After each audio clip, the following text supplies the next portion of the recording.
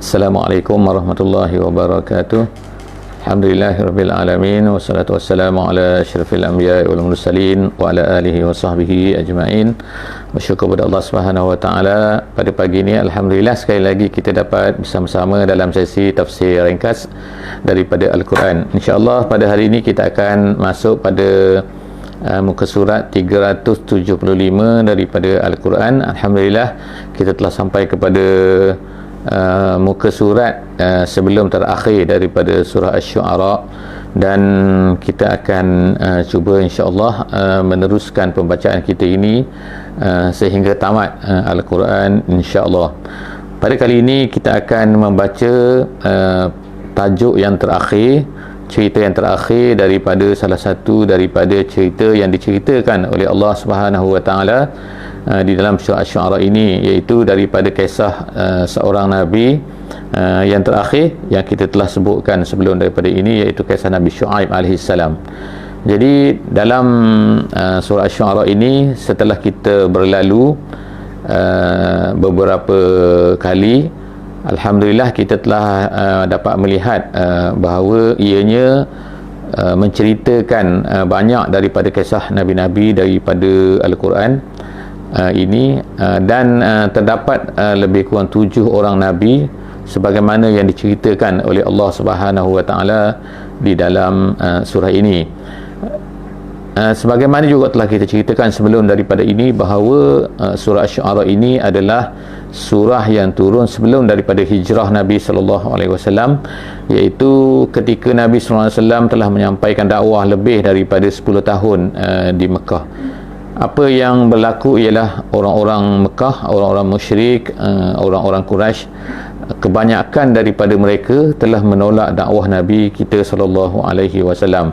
Jadi oleh kerana itulah perasaan yang menekan, perasaan yang terasa beban, terasa mungkin kekecewaan yang ada pada baginda Nabi kita sallallahu alaihi wasallam, menyebabkan Nabi sallallahu alaihi wasallam memerlukan kepada tasliyah, iaitu hiburan dan juga cerita-cerita sebagaimana yang ada disebutkan di dalam surah ini.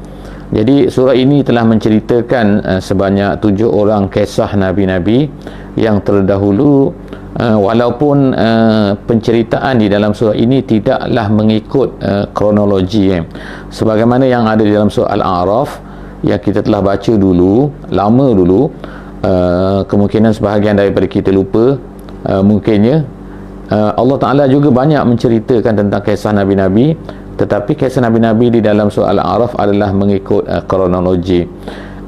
Kita melalui 7 orang Nabi-Nabi di sini, iaitu kisah Nabi Musa alaihissalam, kisah Nabi Nuh, kisah Nabi Ibrahim, kisah Nabi Syu'aib yang sekarang kita sedang bicarakan, kemudian kisah Nabi Hud, kisah Nabi Saleh, dan juga kisah Nabi Lut alaihissalam. Jadi kita ada 7 sini, dan Allah Subhanahu wa taala menceritakan setiap daripada rasul-rasul ini secara ringkas, kecuali Nabi Musa alaihissalam diceritakan secara lebih detail.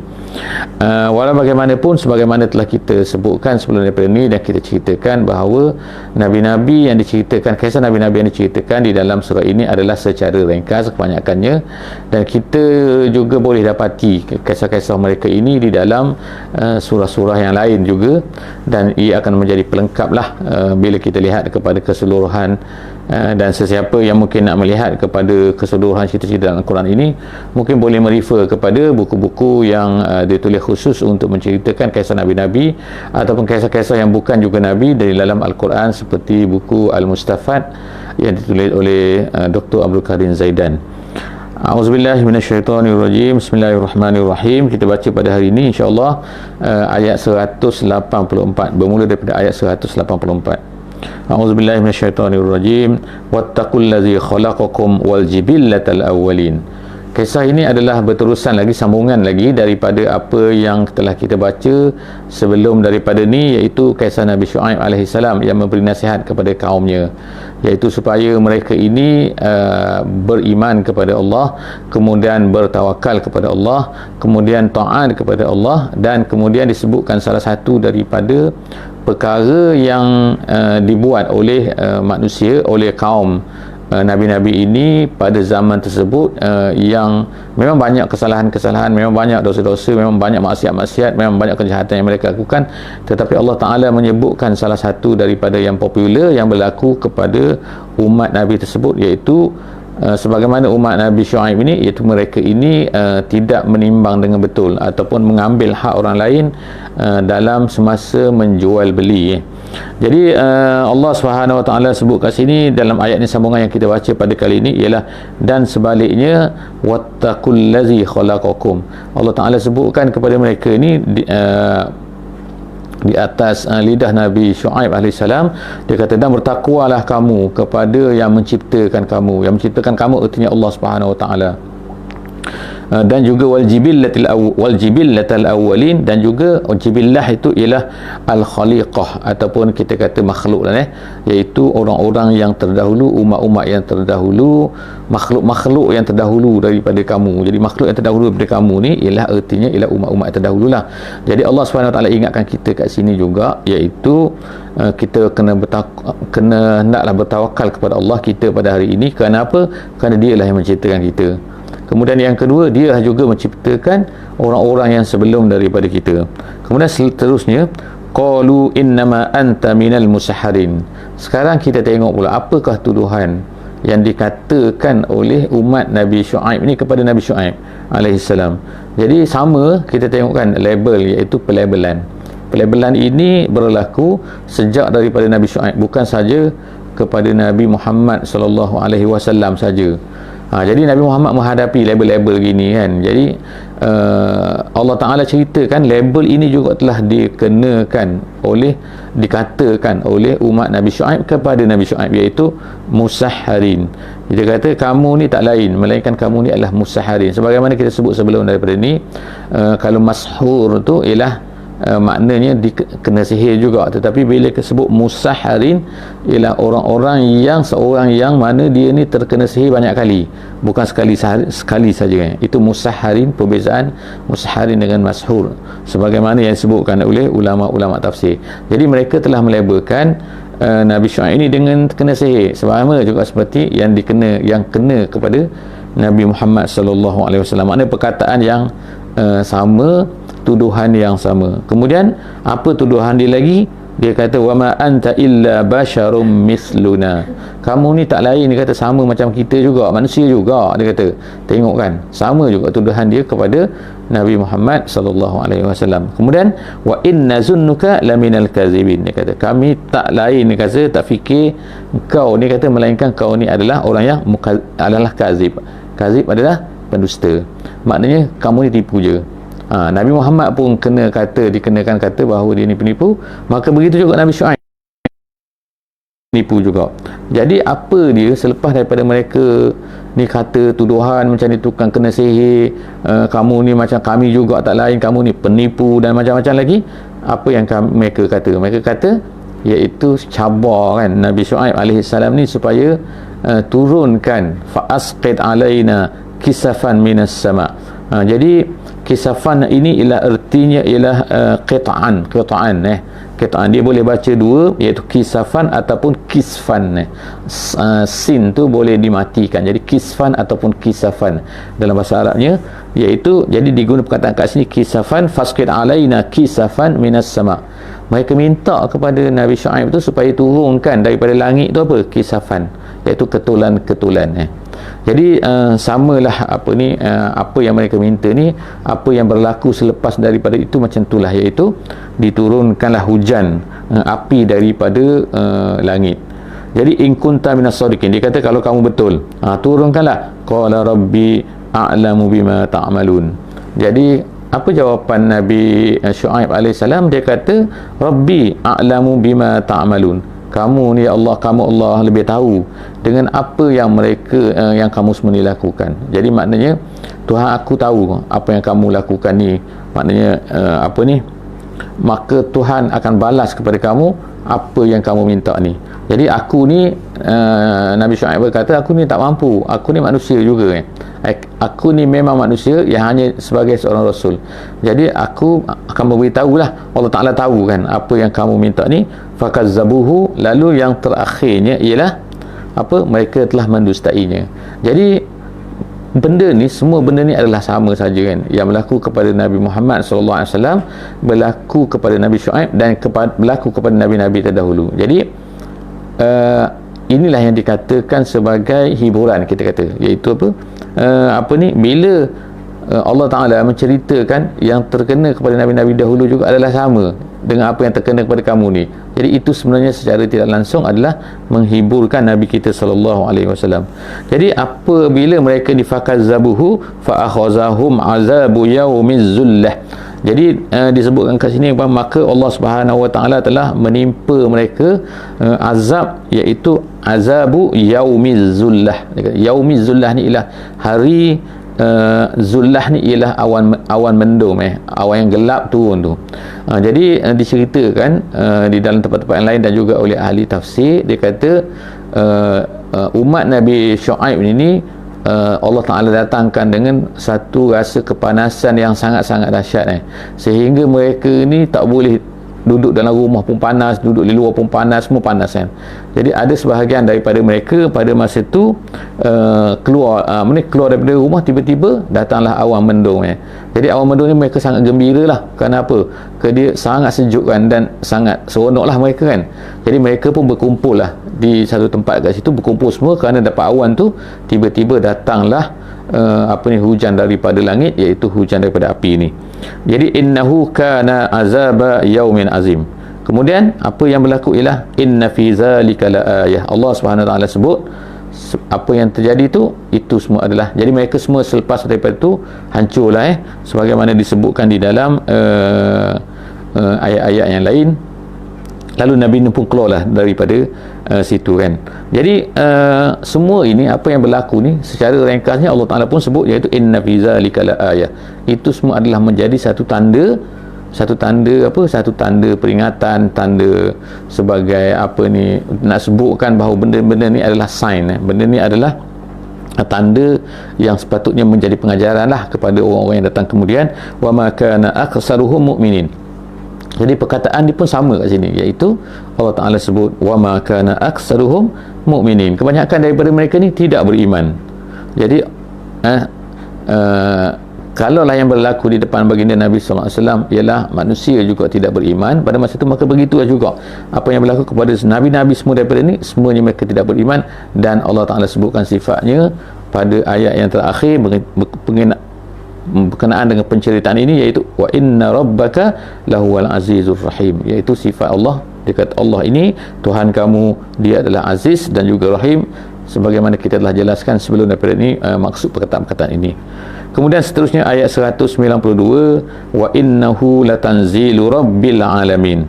Allah Subhanahu wa taala kata innahu, iaitu al-Quran ini, sesungguhnya ia ini adalah latanzilu rabbil alamin, adalah turunnya oleh Allah Subhanahu oleh Allah daripada Tuhan sekalian alam. Jadi artinya Quran ini wa innahu, Tuhan dan juga yang telah menceritakan ayat-ayat ini, menceritakan Quran ini, menceritakan kisah-kisah ini, semua benda ni adalah turunnya daripada Tuhan sekalian alam.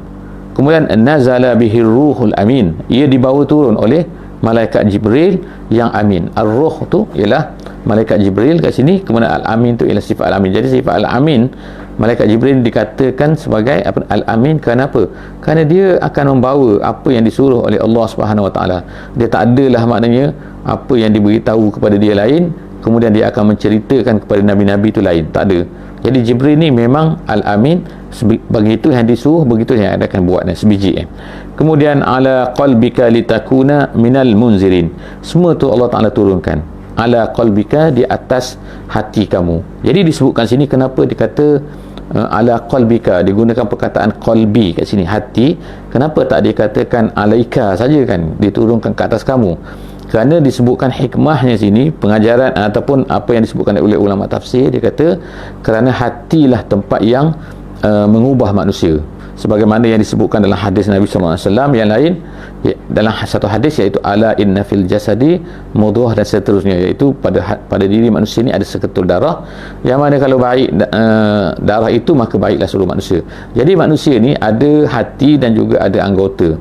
Semua anggota-anggota lain ini dia kata adalah anggota-anggota yang mana ianya adalah mengikut saja apa kehendak hati itu. Jadi hatilah yang penentu, yang menentukan. Jadi oleh kerana itulah di antara hikmahnya disebutkan sini bahawa Quran itu diturunkan kepada ala qalbika, di atas kepada hati kamu Muhammad, litakuna minal munzirin, supaya kamu ini menjadi munzir. Munzir iaitu pemberi peringatan. Jadi sebelum ni ada perkataan yang disebutkan oleh Allah Ta'ala dalam Quran dan surah ini, iaitu munzar. Jadi munzar tu ialah orang yang diberi peringatan, munzir ialah orang yang memberi peringatan. Jadi Nabi kita SAW ni adalah seorang yang disuruh untuk memberi peringatan, dan begitulah juga kita semua ni disuruh untuk menjadi orang yang akan memberi peringatan kepada manusia yang hidup pada masa ini dengan adanya Quran yang sedang kita bincangkan pada kali ini. Kemudian Allah SWT sebut lagi ayat 195, iaitu bilisanin arabiyyin mubin. Quran ini diturunkan, jadi disebutkan secara khusus bahawa Quran ini adalah dalam bahasa Arab yang mubin, tidak dalam bahasa lain. Kenapa? Nombor satunya, ianya diturunkan kepada bangsa Arab. Kemudian yang keduanya, bahasa Arab ini Allah Ta'ala telah pelihara dia sejak daripada dulu lagi, iaitu kalau kita tengok bahawa kaum Nabi, contohlah kaum Nabi Hud alaihi salam juga adalah bertutur dalam bahasa Arab pada masa itu. Begitulah juga Nabi Saleh alaihi salam. Jadi bahasa Arab ni adalah satu bangsa yang memang telah lama, kan. Sehinggalah Allah Subhanahu Wa Taala yang mengirimkan Nabi Muhammad SAW ini daripada keturunan Nabi Ismail. Nabi Ismail pun Allah Ta'ala telah disuruh oleh disuruh kepada ayah beliau, iaitu Nabi Ibrahim AS, supaya menghantar Ismail ni, Nabi Ismail, ke satu tempat di dalam negeri Arab ni. Walaupun Nabi Ibrahim adalah berasal daripada Palestin, yang pada masa itu adalah bukan Arab. Kemudian daripada sinilah kita boleh dapat juga tahu kan, iaitu bahawa Allah Subhanahu Wa Taala telah memilih bahasa Arab ini untuk menjadi bahasa Al-Quran. Jadi untuk kita memahami Al-Quran, untuk kita betul-betul untuk mengetahui apakah yang dimaksudkan dengan ayat dan sebagainya itu, maka Masya Allah, jika sekiranya kita dapat mempelajari bahasa Arab itu sendiri untuk kita tahu, kan, apakah Al-Quran, di sampinglah untuk kita membaca lagi buku-buku tafsir dan juga lain-lain lah penjelasan yang dibuat oleh ulama. Jadi apa yang berlaku sejak daripada dulu lagi ialah orang Islam, kalau mereka ni masuk Islam, mereka akan menjadi akan mempelajari bahasa Arab dan kemudian akan menjadi sebagai orang Arab. Jadi sebagaimana yang disebutkan dalam satu hadis bahawa Arab ni bukannya keturunan, kan, tetapi Arab ni adalah al-lisan. Jadi kalau seorang tu dia ni orang Arab, keturunan dia orang Arab, tapi lepas tu dia tak fasih dalam bahasa Arab, maka orang tu tak dikatakan sebagai Arabi, kan, tapi dia katakan sebagai Ajami. Kemudian Allah SWT sebut lagi, wa innahu lafi zuburil awwalin, dan sesungguhnya Al-Quran itu adalah lafi zuburil awwalin, di dalam zubur. Zubur ni ialah jamak kepada zabur.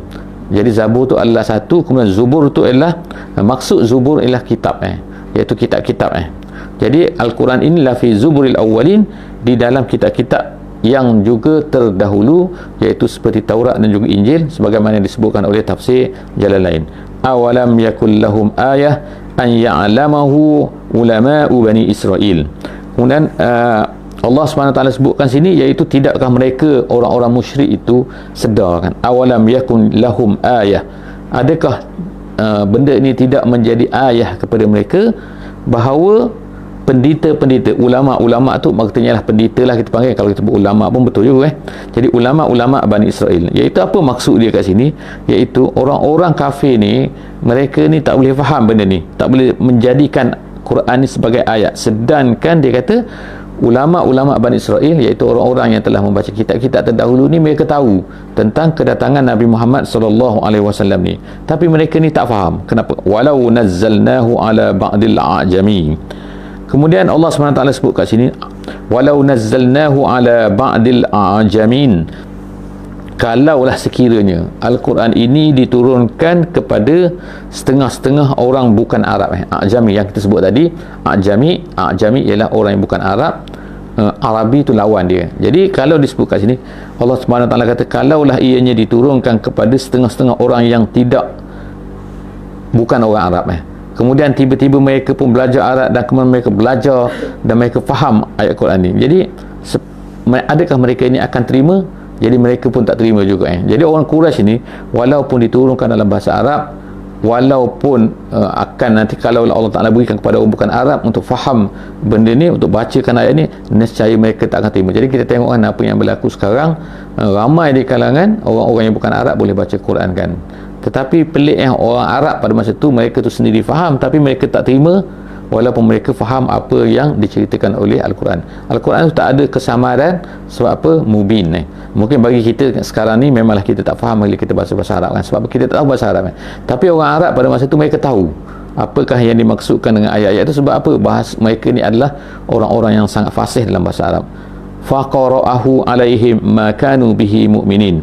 Jadi kalaulah Allah Ta'ala kata kalau orang ajami tadi itu dia baca ayat Quran ini kemudian dia akan baca pada kamu, nescaya dia kata mereka tetap juga tidak mahu percaya kepada Al-Quran itu. Jadi Allah Ta'ala akan ceritakan mana melampaunya mereka ni dalam menolak Al-Quran. Kazalika salaknahu fi qulubil mujrimin, fi qulubil mujrimin. Allah Ta'ala sebutkan demikianlah kami masukkan, maknanya teruknya orang-orang yang mujrim ini, orang-orang kafir ni, iaitu kazalika, mereka ni maknanya ada disebutkan kazalika salaknahu, kami masukkannya apa tu, ada dua penafsiran kat sini. Yang pertamanya ialah perasaan salaknahu, kami masukkan apa ni, perasaan ingkar tu, iaitu kejahatan itu di dalam hati-hati orang mujrim.